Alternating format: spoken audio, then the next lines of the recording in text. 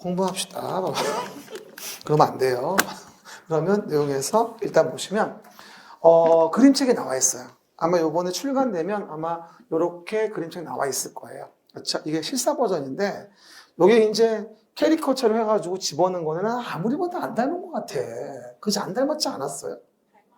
닮은 걸로 하고요. 그러면 어쨌든 우리 새로 나올 교재 이제 커버입니다. 그래서 이제 보시면 되고요. 이건 속지고 겉지는 파란색으로 덮여 있을 거예요. 또 그래서 아마 다다음 주 좀 나올 거니까 그때 나오면 좀 받아보시면 됩니다. 그럼 봅시다. 그럼 첫 번째 목차 나오고 부동산 공법이라는 거를 보겠다 이렇게 얘기하는 거예요. 그렇죠? 사실은 우리 부동산 공법이라는 과목이 되게 개념도 어렵고 양도 많고 한 건데 오늘 듣고 나면 저 정도 뭐 할 수는 있겠네. 아마 이런 정도의 용기는 얻을 거예요. 오늘 목표는 그거예요. 할 수 있겠다는 자신감을 심어주는 게 오늘 공부의 목적입니다. 사실은요. 그렇죠? 그리고 이제 설명을 들어보시면 알지만 뭐 이렇게 막 말이 빠르거나 발음이 정확하지 않거나 그런 스타일은 아니에요. 졸리게 하는 스타일도 아니고요. 그러니까 잘 들으시면 따라오시면 될 겁니다. 그럼 봐요. 일단 우리가 부동산 공법이라는 거를 공부한다고 해요. 그럼 이제 부동산 공법이라고 했으니까 두 가지 나눠봐야 되겠죠? 부동산이 뭐냐? 그 다음에 공법이 뭐냐? 이걸 알아야 돼요. 그렇죠? 우리 밑에 써봐요. 밑에 써봅니다. 부동산이라는 건 뭐냐? 우리가 민법 99조를 보면 토지 및 그 정착물을 말한다라고 얘기를 해요. 부동산이라는 거는 토지 및 그 정착물이다. 이렇게 얘기합니다. 쓰세요. 부동산 밑에다가. 이 민법 규정이거든요. 근데 이제 토지가 우리가 관심이 있는 거고 정착물 중에서도 우리는 건물이라는 거에 관심이 많아요. 우리는 부동산에 대한 내용을 배울 건데 토지와 건물에 대한 거를 알고 싶은 거예요. 그러면 이제 그 토지와 건물을 공법이라는 법에 의해서 요 위에 써봐 어떻게 규제할 거냐라는 걸 배워요. 그래서 공법이라는 거는 규제하기 위한 법이다라고 간단히 이해하시면 돼요. 그럼 우리는 부동산 공법을 배운다? 그럼 뭘 배우는 거냐? 부동산을 규제하는 법을 배운다. 이렇게 이해하시면 간단합니다. 물론 부동산 공법이 두 단어만 가지고도 2시간 떠들 수 있어요. 근데 우린 시간이 없기 때문에 시험 나오지 않는 건 과감히 생략. 그냥 포인트만 아시면 돼요. 부동산을 규제하는 법이구나. 공법이니까 서울시장이나 종로구청장이나 국토교통부 장관이나 공적인 행정주체가 내가 가지고 있는 부동산을 규제하는 거구나. 이렇게 이해하시면 돼요. 그래서 공법인 거야, 사실은. 그렇죠? 그러면 부동산 공법이라는 걸 앞으로 1년 내내 배우게 됩니다. 이거 말할 때 그 말을 드리고 싶어요. 우리 가끔 가다가 혹시 그런 생각 해봤어요? 지나가다가 물끄러미 이제 벤치에 앉았는데 앞쪽에 눈에 보이는 건 아파트 단지밖에 없어요. 그죠? 아니, 왜 저긴 아파트만 졌지? 다른 건물 질 수도 있지 않나?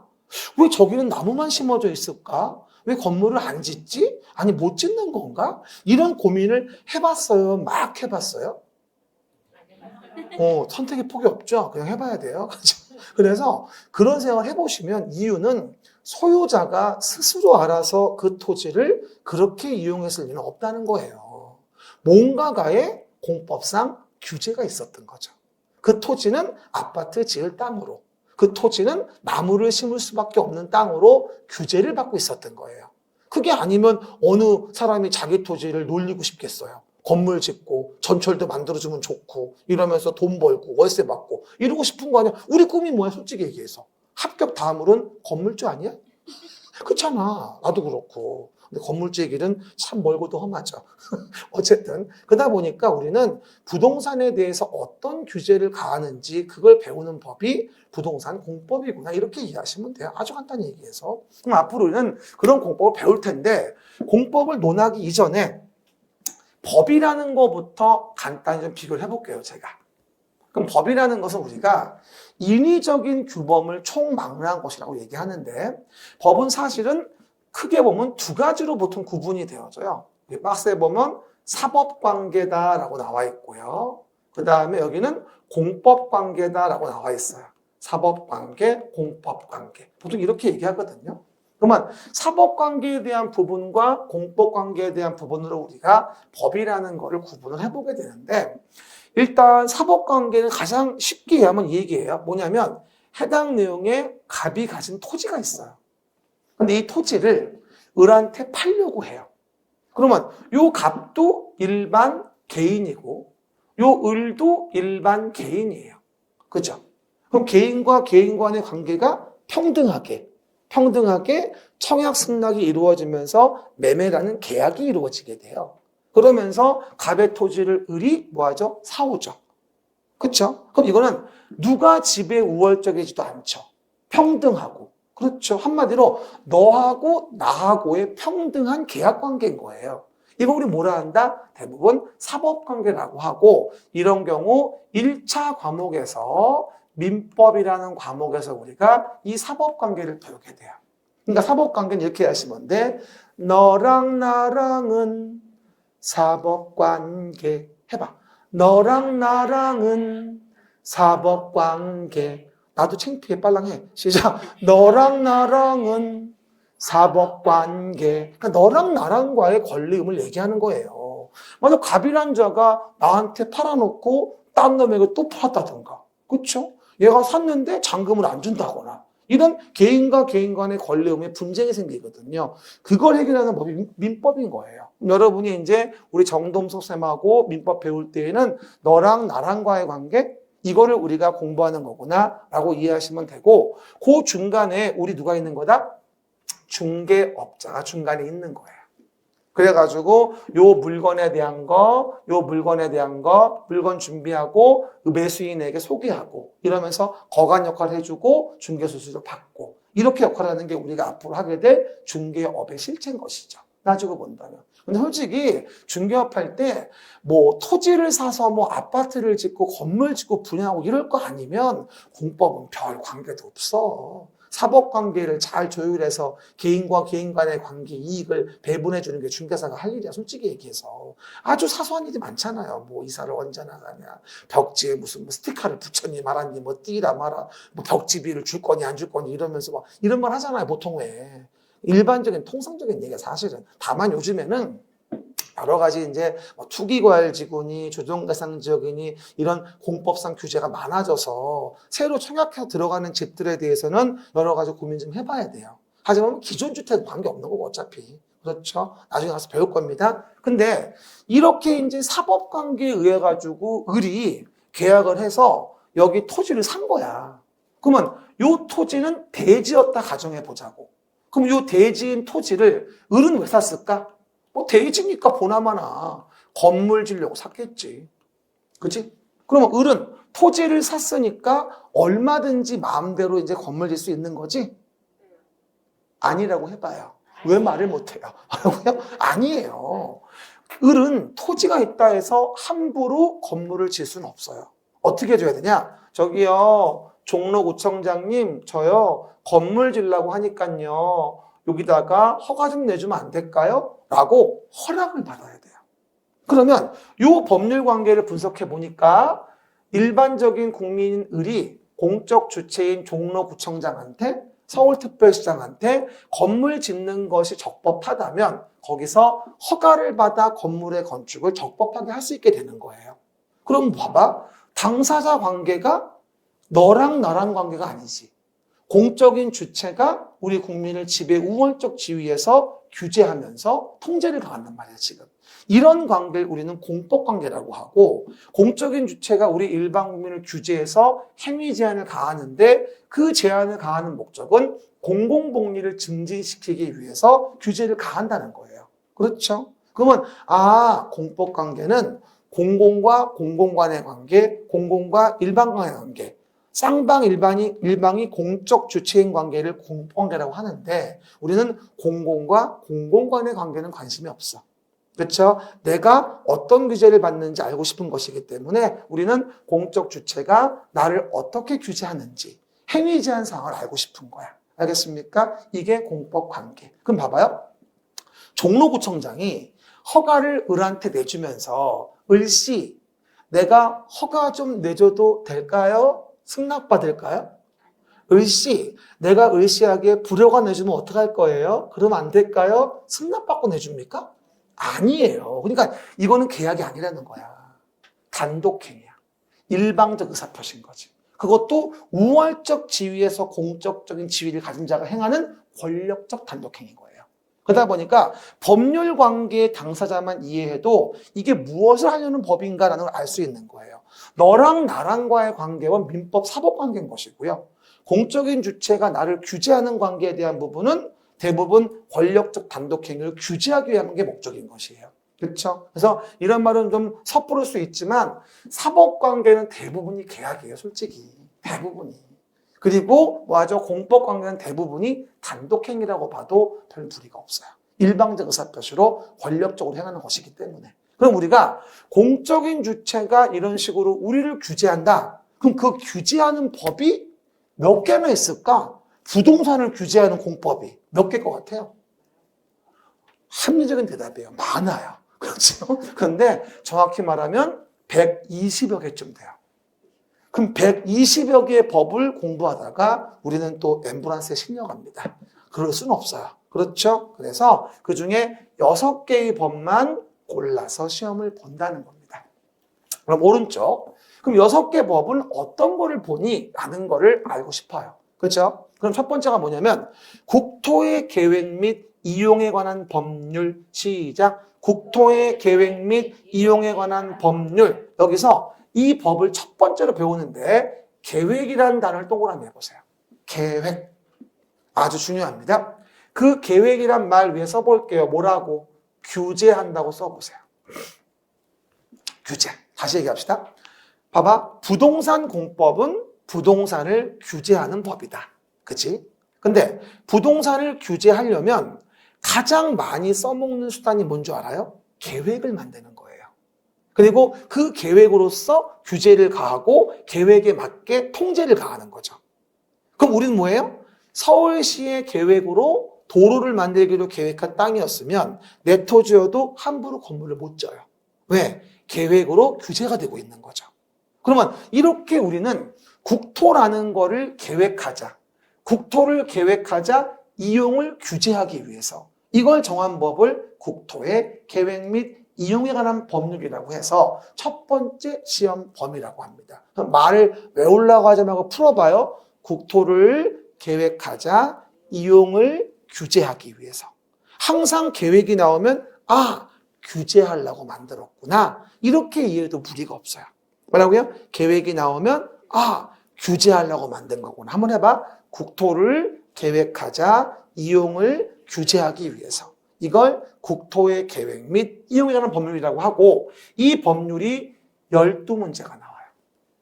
40문제 중 이게 30%인 거예요. 어마무시하죠. 40문제 중 몇 프로? 30%. 이해갑니까? 그러니까 11월 달은 오로지 이 법을 배우는 거야. 국토계획법. 앞으로 짧게 제가 국토계획법이라 부를 거예요.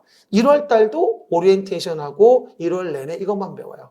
그러니까 홀수달만 나오면 1년 내내 이 법만 배우게 돼요. 그렇죠? 그러니까 내가 짝수달 결석을 특히나 조심하셔라. 이런 말씀을 드려요. 동영상 보는 분도 짝수달에 대한 수업을 빼먹는 거를 절대 주의하셔야 돼요. 알겠습니까? 그래야지만 성공할 수 있어요. 그런데 문제는 봐봐. 하나 문제가 있는데 국토가 너무 넓어요.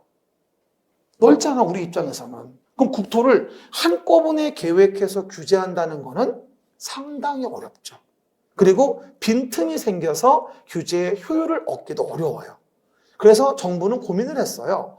국토를 계획하는데 이거를 직접 계획하니까 빈틈이 많네. 어떻게 좀 간단하게 못 만들까?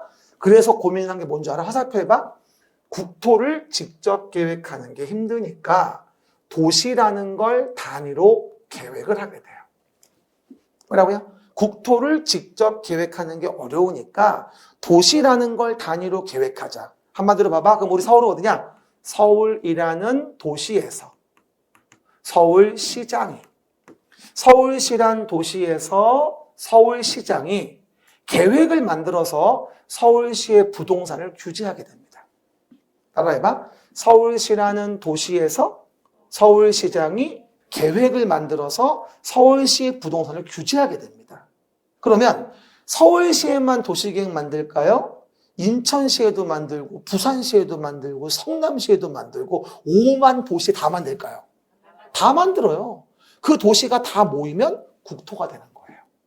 그러면 실제는 국토를 계획하는 게 아니라 이 법은 도시 단위로 계획을 해서 그 도시의 부동산을 규제하고자 하는 거예요. 또 까먹고 다시 얘기해. 부동산 공법은 부동산을 규제하려고 만든 법이야. 근데 규제할 때 가장 많이 써먹는 방법은 계획을 만들어 그 틀 속에 가두는 거예요. 거기에 맞게 규제를 하는 거죠.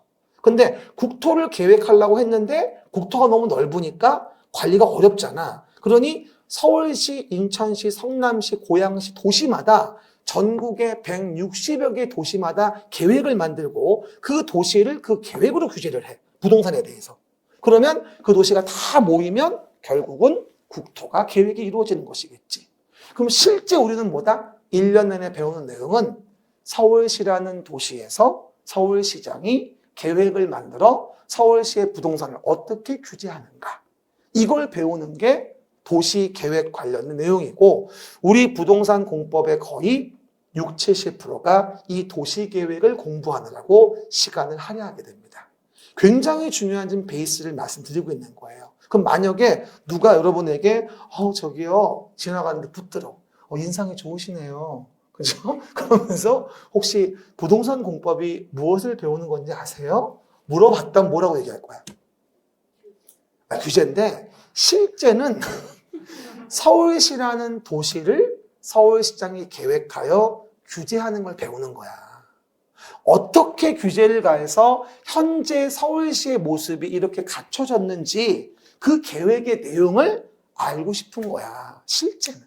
그렇죠? 그래서 도시계획, 서울시란 도시에서 서울시장이 계획하여 시장? 서울시란 도시에 대해서 서울시장이 계획하여 규제하는 거. 이걸 배우고 싶은 거야. 부동산 규제를 할 때.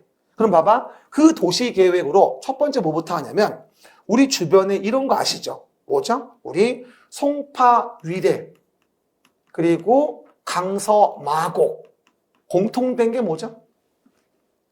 신도시 사업이에요. 그죠? 신도시를 만들어서 토지 구획을 이렇게 네모 반듯하게 정리해주고 택지를 아름답게 세팅해줘가지고 효율적인 교통체계와 지번 지적에 대한 부분을 정리하기 위한 사업을 우리는 도시개발 사업이라고 해요. 한마디로 위에 써봐요. 신도시라고 쓰고 도시개발 사업이라고 하지. 신도시 도시개발 사업.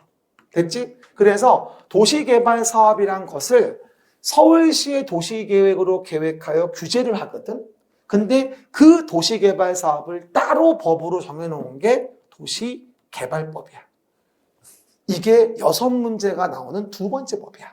한마디로 강서 마곡지구의 발산역 일대 아시죠? 목동 신시가지 옆에. 거기에 신도시 만드는 거. 또는 뭐 송파 위례 넓게 말한다면 거기 위례 신도시 만드는 것도 도시개발 사업의 일종일 수 있는 거고. 이래서 신도시를 만드는 사업을 도시계획대로 계획에 규정해서 하고 따로 개발법에 의해서 규제를 받으며 도시개발법은 6개의 문제가 나오는 두 번째 법이다 라고 이해하시면 돼요. 도시개발법 시작. 그러면 이렇게 만들어진 택지 위에다가 이제 뭐 할까? 건물을 지겠지? 그럼 건축물을 진다면 건축법상 여기 봐봐 써봐봐 건축의 허가를 받아서 적법하게 건축물을 짓습니다. 아까 했죠. 그럼 만들어진 택지 위에 건축물을 짓는 건 건축법으로 규제하고 이 법은 7문제가 나오는 두 번째 법이 되어집니다. 택지를 만들었으니 그 위에 건물을 져야지. 이게 건축법. 그렇죠? 그리고 만약에 건물을 짓긴 짓는데 봐봐 여기 써봐봐 요 밑에다가 주택 단지를 짓는다라고 가정해 봅시다. 주택 단지.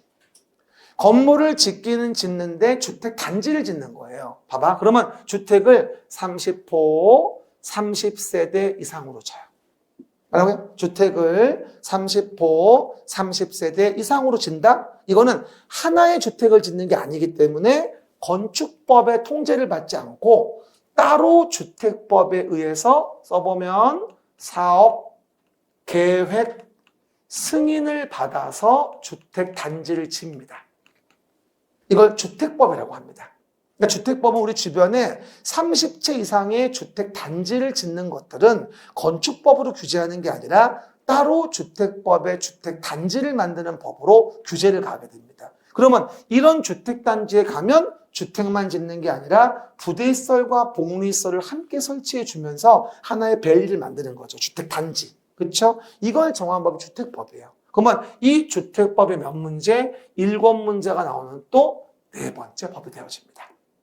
그러면 도시계획으로 규제해서 부동산을 규제하고 그리고 거기에 택지를 만들어 집 짓기 좋게 구획을 정리하는 사업인 신도시 개발 사업을 하고 개발법이고 그 위에 건물 짓는 건 건축법, 그 위에 주택 단지를 짓는 건 주택법으로 따로 규제한다. 됐습니까? 7문제씩. 그런데 이렇게 지어놓은 건물이나 주택 단지는 시간이 흐르면 흐를수록에 점점 홍삼 먹고 쌩쌩해집니까? 30년, 40년 되면서 점점 노후불량해집니까? 그렇죠. 그럼 노후불량한 건축물을 방치하면 붕괴되고 위험해지겠죠? 그게 노후불량 건축물 개량. 써보면 이게 정비사업이에요. 노후불량 건축물 개량. 무슨 사업? 정비사업. 그러면 이 정비사업은 따로 정비법이란 법에 의해서 규제를 가하게 되고 그 정비사업의 종류는 약간 부기하면 주거환경 개선 사업이라는 것과 재개발 사업이라는 것, 그 다음에 재건축 사업이라는 것 이런 식으로 3가지 사업을 보통 우리가 정비사업이라고 합니다. 여러분 관심 있는 건 당연 재건축이죠. 돈 되는 사업. 나중에 또 자세히 말씀드릴 거예요. 그러면 이 정비사업은 따로 정비법이 있고요. 여기서 문제가 나오는 문항수는 6문제가 또 나오게 됩니다. 됐죠? 제가 도시계획으로 계획해서 규제하면서 신도시 개발하고 건물 짓고 주택단지 짓고 시간 지나면 재개발 재건축하는 정비사업까지 얘기했던 거예요. 내 말 이해하시겠죠? 그리고 마지막으로 농지와 관련된 부분이 있어서 2문제가 나오는데요. 요 농지는 누가 소유할 수 있겠냐? 어떻게 이용해야 하겠냐? 당연히 누가 소유할까요? 농사 짓는 자. 경자 유전의 원칙이라 그래서 농사 짓는 자가 소유할 수 있는 거거든요. 그래서 농지가 요번에 LH 공무원들이 이제 고급 정보를 이용해서 탈법을 많이 했잖아요. 그래가지고 말이 많았어요, 좀 요번에. 그래가지고 여러 가지 개정이 좀 됐죠. 아무래도 나중에 얘기하는데 어쨌든 농지법은 2문제밖에 안 나오거든요. 그래서 우리가 1년 내내 수업을 해도 농지법은 총 강의 시간이 4시간도 안 돼요. 1년 내내 수업을 해도. 근데도 제가 50%의 적중률을 이루어냅니다. 50% 대단하지 않습니까? 하나만 맞추면 되는 거예요. 그렇죠? 2문제니까. 그래서 항상 한 문제는 걸리게 해드리니까 혼자 절대 공부하시면 안 돼요. 아무리 영농후계자여도. 그렇죠? 그러시면 안 됩니다. 우리는 이렇게 하셔야 돼요. 공부를 효율적으로 하려면 공부 시간을 배분할 때 여기서 몇 문제가 나오지? 이 법이 몇 문제가 나오지? 이 과목이 몇 문제 시험 보는 거지? 이거를 고려하고 시간을 배분해야 돼요. 아무리 세법이 재밌어도 세법을 공법보다 더 많이 공부하는 건 바보 같은 짓이에요. 세법은 16문제입니다. 공시법령 24문제입니다. 공법은 40문제인데 사실은 공법은 중개사법에도 나와요. 5개 정도. 개론에도 나와요. 5개 정도. 결국은 공법은 50문제입니다. 내가 어깨가 많이 무거워요. 아이고 무거워라. 왜 이게 그러다 보니까 이 공법이라는 과목은 정말로 동굴 같은 법이라고 이해하시면 될 것 같아요. 그렇죠? 그래서 항상 보면은 자기 온도를 유지하는 법이에요. 아무리 주변이 어려워도 내 온도는 유지하고 아무리 주변이 쉬워도 내 온도는 유지합니다. 그러니까 언제는 쉽다 그러고 언제는 어렵다 그래. 왜 그런 줄 알아? 중개사나 공시가 어려워지면 상대적으로 쉬워 보이는 거고 항상 그 자리인데 그렇죠? 반대가 되면 어려워 보이는 거야. 항상 그 자리인데 공법은 동굴같이 진중합니다. 저는 좀 가볍긴 하지만 그 점은 여러분 즐거우라고 하는 거고 실제 저 혼자 있을 때는 말 거의 안 해요. 혼자 있을 때 말하면 잡혀갑니다. 아마 얘기들 이해하시면 돼요. 중얼중얼 봐봐요. 총 몇 가지? 6개 법입니다. 봐봐요. 그러면 국토의 계획 및 이용에 관한 법률. 시작. 국토의 계획 및 이용에 관한 법률. 그 다음에 도시개발법, 농지법, 건축법, 주택법, 정비법. 총 6가지 법을 봐요. 문항수와 함께. 그래서 우리가 다시 한번 수업계획서의 아까 첫 페이지 밑에 좀 봐봐요. 그래서 우리가 요번 1, 2월 달은 그 수업을 어떻게 진행하냐면 우리가요. 이렇게 보시는 바와 같이 평생땅과 같아요. 11, 12월 달은. 그래서 1, 2, 3주 차에 국토계획법을 이렇게 배워요. 3주 동안. 그렇죠? 그리고 나서 이제 4주 차부터가 이제 12월 달이거든요. 12월. 그래가지고 개발법, 정비법, 건축법, 주택법 한 주씩 나가요. 그러니까 짝수달마다 빠지면 계속 얘를 못 듣는 거예요. 그렇게 이해하시면 돼요. 그리고 농지는 마지막에 2, 30분 간단하게 합니다. 이러면서 진도 마무리하고 또 1, 2, 3월로 가고 또 돌리고 마무리하고 이런 식으로 가는 거예요. 알겠습니까? 이렇게 확인해 보시면 됩니다. 이래서 우리가 내용 봤고요. 그러면 이제 그림책에 해당 내용의 5페이지 좀 봐볼게요. 여기 아주 베이스 중에 베이스인데 이걸 알고 시작을 해야 돼요. 이걸 모르면 앞으로 무슨 말 하는지 알 수가 없어요. 여러분 간단히 설명해 보겠습니다. 아까 제가 이런 말씀을 드렸었죠. 여기에 토지라고 하는 부동산이 있었어요. 됐죠? 그러면 토지라고 하는 부동산이 있었고 이 토지에 대한 부분에 대해서 토지라는 부분에 대해서 요 행정 객체인 민법에서 배웠던 자연인과 법인. 그렇죠? 당사자, 개인, 개개인들 우리. 그러면 여기서 얘가 건물을 짓고자 했어요. 을은 건물을 짓고자 했다. 그러면 당연히 종로구청장한테 서울시장한테 나 건물 질 거니까 허가내 주세요라고 했을 거 아니겠냐고요. 그러면 당연히 뭐가 되죠? 행정주체인 누구는 지방자치단체라고 하는 자는 관련돼서 입법된 만들어진 법, 그 법에 적합한지 따지겠죠. 그럼 써봐봐. 지금 만들어진 법 중에서는 뭐다? 건축법이 가장 대표적인 관련 법이라 볼 수 있겠지. 건축법. 맞아야 되겠고.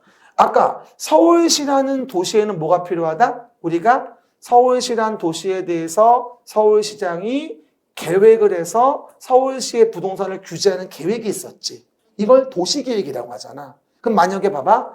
서울시에 대해 서울시장이 만든 도시계획이 요 자리에 업무시설이라는 거는 질 수 없게 계획이 돼 있었어. 그러면 요 을한테는 허가가 안 나와. 아무리 건축법에 타당해도. 왜? 도시계획 규제에 어긋나니까. 하지만 업무시설을 질 수 있게 도시계획 돼 있었다고 한다면 건축법에 타당하고 서울시의 도시계획에 어긋나지 않으니까 허가를 내주게 돼. 이해하셨죠? 그렇게 허가를 내주는 행위, 이걸 행정행위라고 해요. 뭐라고요? 허가를 내주는 행위, 이걸 뭐라 한다 우리가? 행정행위라고 하는 거야. 그러니까 당사자가 누구야? 공적인 행정 주체와 일반 국민 간의 관계에서 법에 어긋나지 않고 계획에 어긋나지 않으면 권력적 단독행위로 일방적 의사표시에 의해서 허가 불허가 처분을 내주거든. 그걸 법률행위 중에서도 단독행위지만 행정청이 상대방이니까 여기는 행정행위란 말을 쓰는 거야 사실은. 이해가시겠죠? 뭐 민법에서 배우는 건 너랑 나랑이고 어쨌든 간에 이거는 당사자가 다른 거야 지금. 그러니까 얘가 바로 논의의 초점인 거야. 행정 주체에 대한 부분이. 그렇죠? 그리고 그 허가를 내주고 인가를 내주는 그 자체가 바로 뭐야? 행정행위가 되어지는 거지.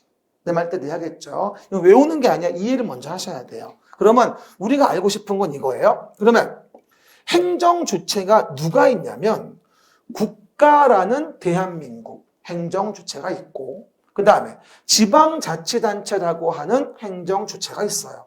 그럼 이런 주체는 몸통만 있지 의사표시를 못해요. 입이 없으니까. 그럼 입을 만들어줘야 되거든요. 그 입의 역할하는 게 뭐냐면 바로 행정청이라고 이해하시면 돼요. 행정청.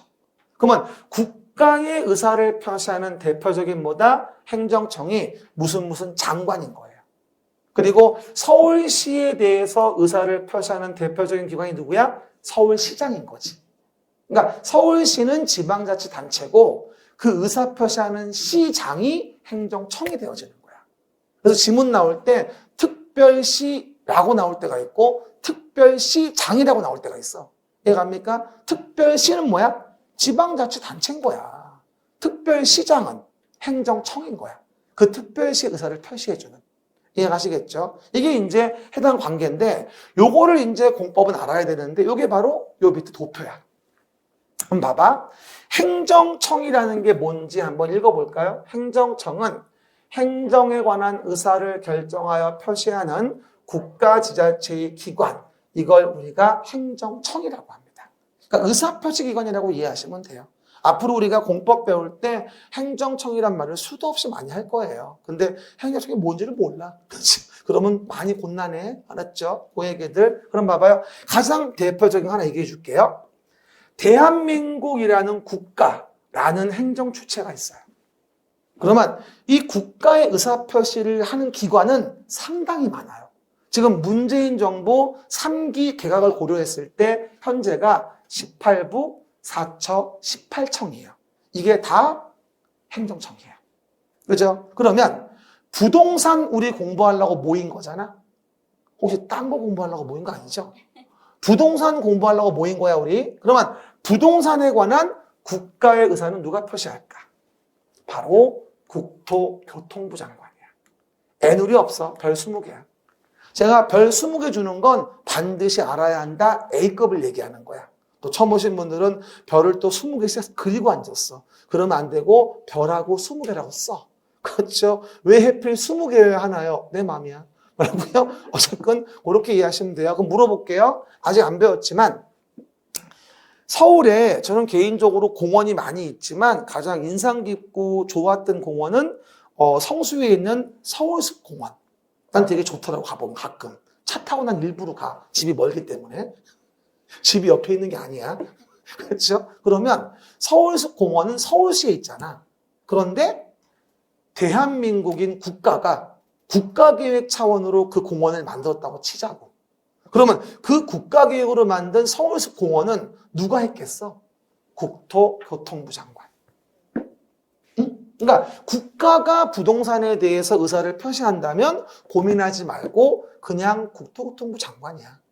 내 말 때 이해돼야 돼요? 어려울 거 한 개도 없죠. 이해가셨죠? 다시 물어봅시다.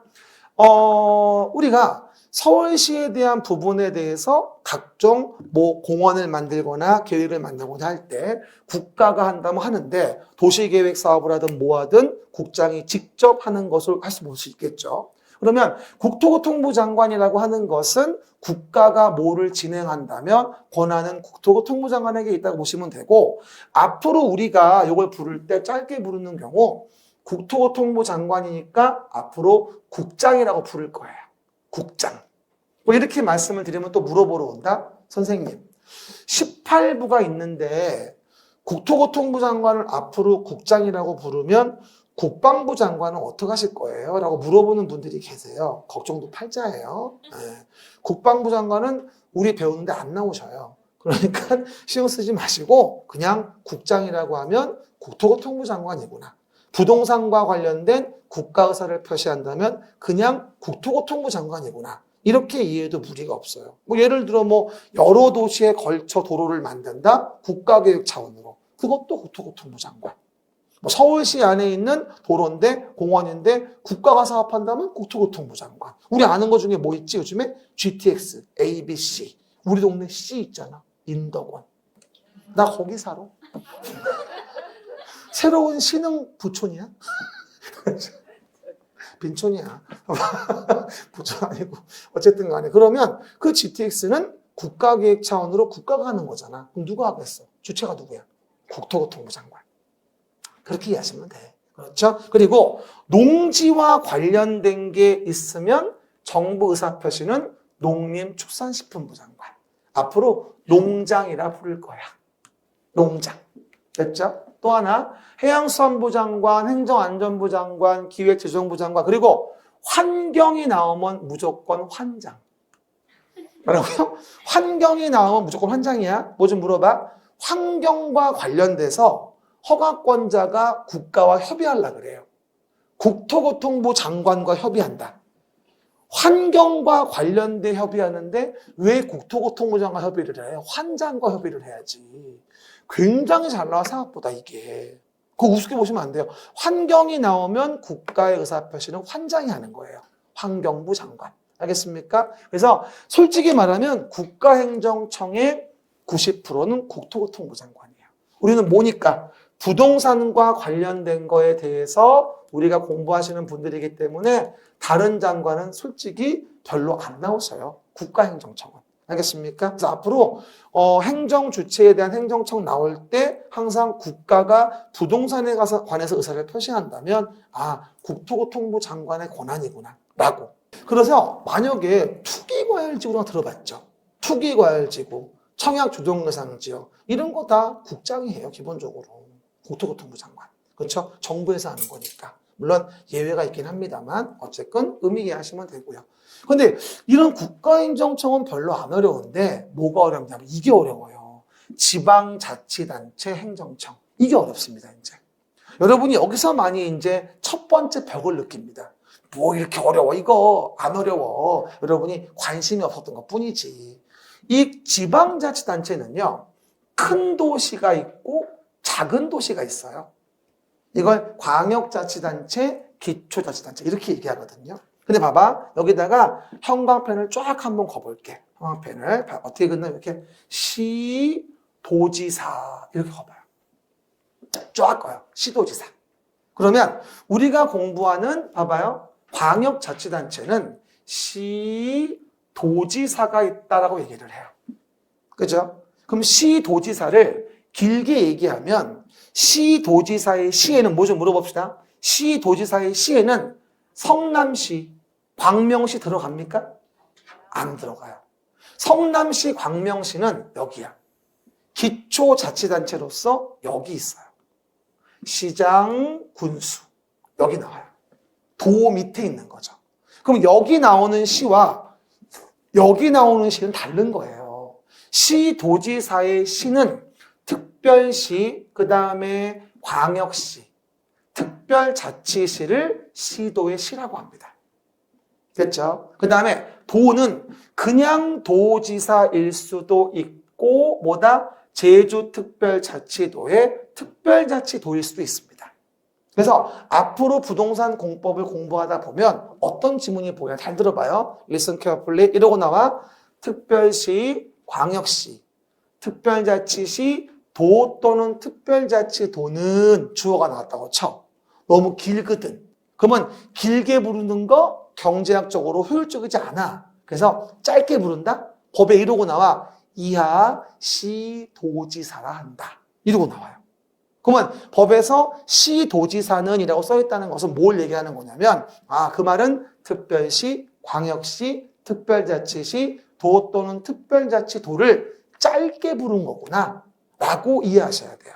그럼 시도지사는 이랬을 때 그 시에 성남시나 안양시나 광명시가 들어가 있다고 이해하시면 안 되는 거예요. 이해가시겠죠? 봐봐. 요즘에 우리 젊으신 분들, 물론 나도 젊지만 더 젊으신 분들이 요즘에 단어를 참 많이 줄였어요. 우리 아들이 이제 중1이거든요. 그렇죠? 아주 그냥 무서워 죽겠어요. 지금 사춘기 와가지고. 말을 못 붙여. 무서운 중1 알죠? 네, 무서워. 됐죠? 그런데 이놈의 자식이 나한테 와서 그러는 거야. 아빠, 생선 뭐 좋아? 나한테 이래요. 아빠는 칼치를 좋아하는데? 아니, 생일 선물 이러더라고요. 그게 생선이래. 그게 국어사전에 있대. 생선은 생일 선물을 줄여서 하는 말. 이러고 나와. 골 때리지 않아요? 나보고 또 이러더라? 아빠, 밥약 없어? 뭐? 밥약이 없네. 밥 약속. 그걸 밥약이라고 한대. 왜 그럴까? 어쨌든. 그러다 보니까 이게 짧아지는 걸 좋아한단 말이야, 경제적으로. 그러다 보니까 이것도 마찬가지인 거야. 시도지사를 길게 말하면 특별시, 광역시, 특별자치시, 도, 특별자치도인데 이걸 짧게 부른 걸 우리가 시도지사라고 한다라고 이해하시면 돼요. 아셨죠? 근데 문제는 봐봐. 특별시, 광역시에는 일단 요 두 가지 시 밑에는 구청이 있는데 이 구청이 자치구인 구청장이라고 얘기합니다. 자치구인 구청장. 그리고 이 도지사 밑에는 시장 군수라고 하는 기초자치단체가 있습니다. 그러면 우리가 보통 행정 업무를 진행할 때 기초적인 자치단체에서 1차 업무를 진행하거든요. 그걸 기초자치단체라고 해서 우리가 시장, 군수, 자치구의 구청장이라고 합니다. 그러니까 말이 시장, 군수, 자치구, 구청장, 시장, 군수, 자치구, 구청장. 한마디로 일반적인 도 밑에는 시장, 군수가 있는 거고, 그리고 해당 내용 특강 밑에는 지방자치단체인 구를 두고 있는 거예요. 단도직업적으로 특별시에는 몇 개의 구가 있죠? 그렇죠. 25개의 자치구가 있습니다. 그러면 서울시에 있는 25개의 자치구 중에 인구가 가장 많은 구가 어디죠? 송파구예요. 송파구 인구가 위례신도시 들어오면서 70만이 넘었어요. 원래 60한 7, 8만 됐었는데. 그리고 강서 마곡지구 있잖아요. 마곡 들어오면서 5, 6만 늘었거든. 거기도 그래서 서울시 두 번째 인구 많은 구로 등극을 했습니다. 63만인가? 그렇죠? 근데 강남구도 은근히 많더라고. 60만 정도 되고요. 노원구가 4등이에요. 노원구가 거의 1등이었는데 빠졌다? 왜 빠진 줄 알아? 집값이 너무 많이 올랐어, 저 노원구가. 옛날에 서민들이 주로 산다고, 이제 서민 없어, 거기. 중상층들이 있어, 이제. 10억 아니고는 웬만한 집은 못 사, 거기도 이제는. 그렇죠. 24평에 9억이래. 세상에 집이 금값이야. 내가 거기 3억 5천 할 때 한번 살까 고민했었는데, 샀었어, 했었어. 강의가 바빠서 시간이 없어가지고 내가. 어쨌든. 그러면 이와 같은 그 특별시 광역시 밑에 구는 지방자치단체인 구라고 해요. 그럼 물어볼게요. 서울특별시 종로구에서 건축물을 져요. 누가 허가하죠? 종로구청장이 허가해요. 서울특별시 종로구이면 종로구청장이 허가합니다. 그리고 21층 이상의 큰 건물이면 특별시장이 허가하는 경우도 있는데 그건 나중에 건축법 가서 얘기할게요. 그 얘기들. 근데 하나 재밌는 건 경기도 광명시 인구가 얼마인 줄 아세요? 35만이에요. 그죠? 경기도 성남시 인구는 한 96만 정도 됩니다. 그렇죠? 그리고 경기도 안양시가 60만쯤 돼요. 그래서 인구나 경제 규모가 특광 밑에 자치구의 구청장과 도 밑에 시장 군수가 비슷해요. 그래서 시장 군수와 동급에 있는 걸 자치구의 구청장까지 해서 기초자치단체라고 얘기를 하는 거예요. 그럼 물어볼게요. 그럼 하나만 들어봐. 경기도 성남시, 그 다음에 분당구가 있었어요. 천당 밑에 분당 알죠? 그러면 경기도 성남시 분당구에서 건축물을 진다고 가정합시다. 그럼 누가 허가할까요? 성남시장이 허가하는 거지 분당구청장이 허가하는 게 아니에요. 이 분당구는 살짝 써보면 행정의 업무 분장을 위한 구에 불과해요. 이걸 우리는 행정구라고 합니다. 그러니까 특광이 밑에 있는 자치구의 구하고는 달라요. 권한 자체가. 그러니까 경기도 성남시 분당구는 성남시장이 지방자치단체지 분당구청이 지방자치단체가 아닙니다. 이해 가시겠죠? 그러면 업무에 대한 권한은 이 종로구, 강남구, 노원구 이런 거하고 이 성남시와 같은 도시 밑에 있는 구하고는 다른 거예요. 그렇죠? 그 점 주의하셔야 돼요. 그럼 하나 여쭤볼까요? 경기도 안에는 몇 개의 시군이 있을까요? 31개 시군이 있어요. 그 중에서 군 단위에 있는 것이 가평군과 연천군 정도 남았습니다. 어떤 분이 양평군도 있는데요. 양평군은 조만간 시로 승격될 예정입니다. 그래서 31개의 시군 중에 가평군, 연천군만 지금 군 단위거든요. 보통 군은 시보다 인구 규모나 경제 규모가 작다고 이해하시면 돼요. 지방자치법상 요건이 만족되면 시로 승격이 되어집니다. 그런데 이런 상황에서 지금 봤을 때 한 가지 문제가 생겼어요. 뭐냐면 제가 정확히 말하면 정확히 사는 곳이 어디냐면 인덕원역 오른쪽에 의왕시라는 동네가 있어요. 인도권역 북쪽으로는 과천시가 있고요. 옆에 동쪽으로는 뭐가 돼 있다? 안양시가 있어요. 인도권역 중심으로 봤을 때. 제가 의왕시 살아요. 그 의왕시 인구가 13만입니다. 그렇죠? 그러면 인구 10만인 것도 시장. 인구 90만인 것도 시장. 인구 30만인 것도 시장. 45만도 시장. 이런 식으로 똑같이 대우하면 안 된다고 보는 거죠. 업무 분장으로 봤을 때. 그래서 우리 법은 도 밑에 있는 시지만, 한국편 봐요. 인구가 50만 명 이상인 시를 우린 대도시 시장이라 부르게 됩니다. 도 밑에 있는 시인데 인구가 50만 명 이상이 된다면 우린 이걸 대도시 시장이라고 불러요.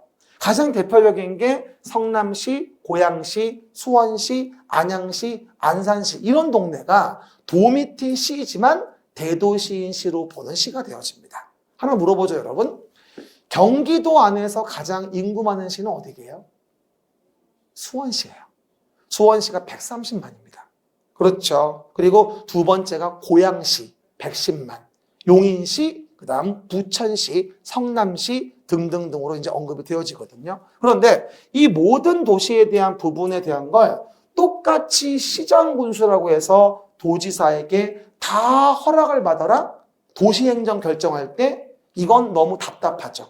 그래서 도 밑에 있는 시라고 하더라도 좀 더 써봐봐. 자치권, 도지사의 통제권을 많이 통제하지 않고 자치권을 올려주는 시가 대도시라고 이해하시면 돼요. 그러면 성남시나 고양시나 수원시 같은 대도시는 도지사한테 허락받지 않고도 도시행정을 결정할 수 있게 돼요. 그래서 앞으로 우리가 대도시 시장이라는 개념이 나오면 도 밑에 있는 시이지만 도지사의 결정 승인 받지 않고도 도시행정을 독립적으로 결정할 수 있는 도시구나. 이렇게 이해하시면 별 무리가 없어요. 그러면 서울은 인제 대도시인가요? 서울은 인제 대도시가 아니에요. 특별시예요. 우리 이제 일반인이 아니에요. 수험생이에요. 그 법에 맞게 얘기해 줘야 돼. 서울시는 특별시고 성남시가 대도시인 거고 광명시는 50만이 안 되니 그냥 시예요.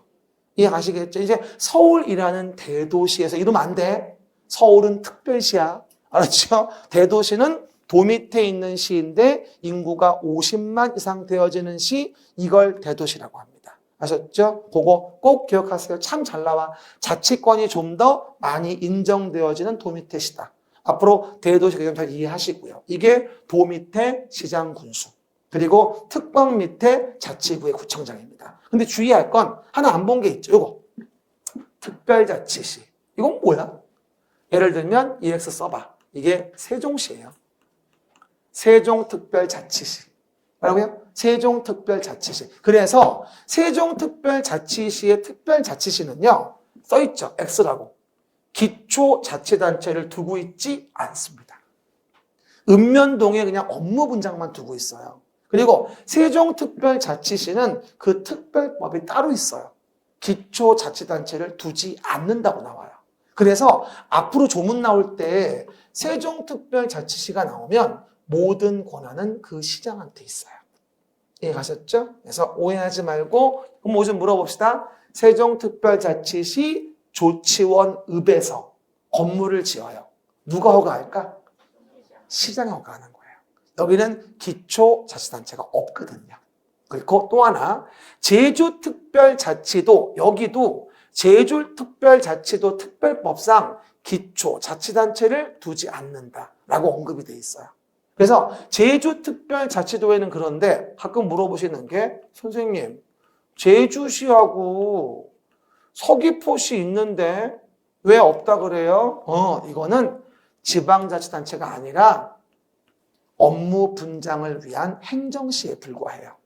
우리가 배우는 것 중에서 유일하게 시인데 지방자치단체가 아닌 게 제주시와 서귀포시예요. 그렇죠? 그럼 물어봐요. 제주특별자치도 제주시에서 건물을 줘요. 누가 허가해? 도지사. 여기는 지자체 권한이 없어요. 그래서 뭘 여러분 떠올리면 좋으냐면 우리 제주도에 선거할 때 제주시장 선거합니까? 도지사만 선거해. 예? 그러면 봐. 성남시장 선거하지. 근데 분당구청장 선거해? 안 해. 그러면 서울특별시장만 선거해? 종로구청장 선거해? 선거해. 그렇게 이해해도 돼. 이해갑니까? 선거구하고 또 연결이 돼 있어, 사실 이게. 그래서 우리가 지방자치법 관련된 부분으로서 광역자치단체, 시도지사, 기초자치단체, 시장군수, 자치구의 구청장 이렇게 해당 내용 구분해 보시면 되고요. 해당 내용 정리해 보시면서 보시면 됩니다. 그런데 한 가지만 더 재밌는 게 있어요.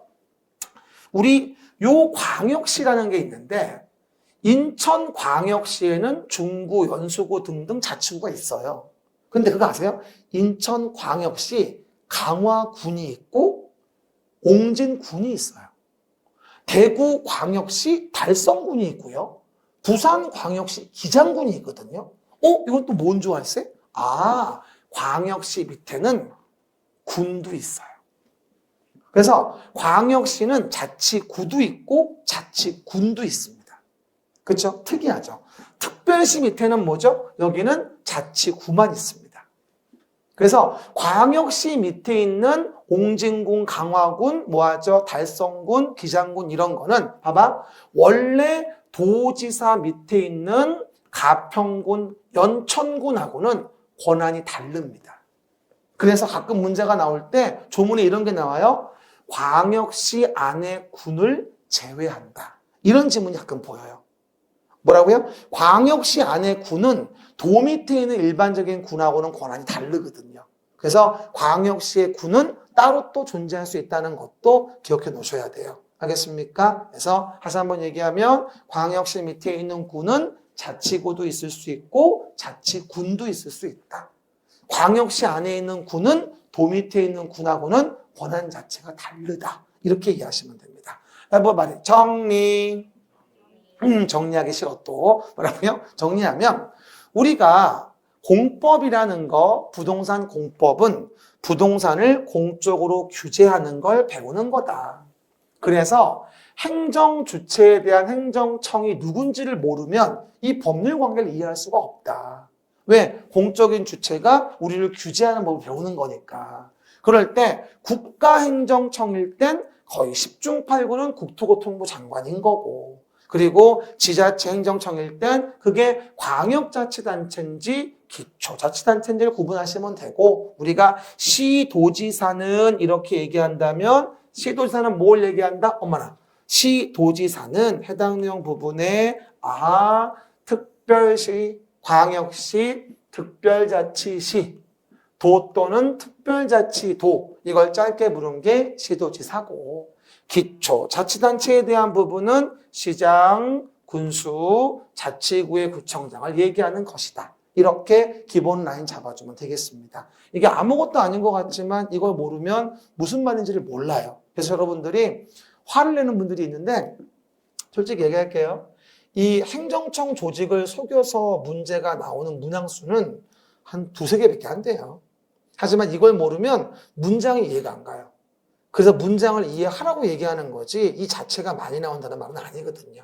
그 정도 오해하지 마시고요. 그러면 이제 앞으로 계속 보면서 계속 반복할 거예요. 지금 눈빛에 물음표가 있는 분들이 있어요. 좀 참아. 나중에 하면 더 알게 돼. 됐고요. 그러면 이제 공법 체계도 내용들 나와 있고 그 다음에 첫 번째 법 국토의 계획 및 이용에 관한 법률이 나오게 됩니다. 그럼 쉬었다가 이거 마저 보고 데일리 스터디 볼 겁니다.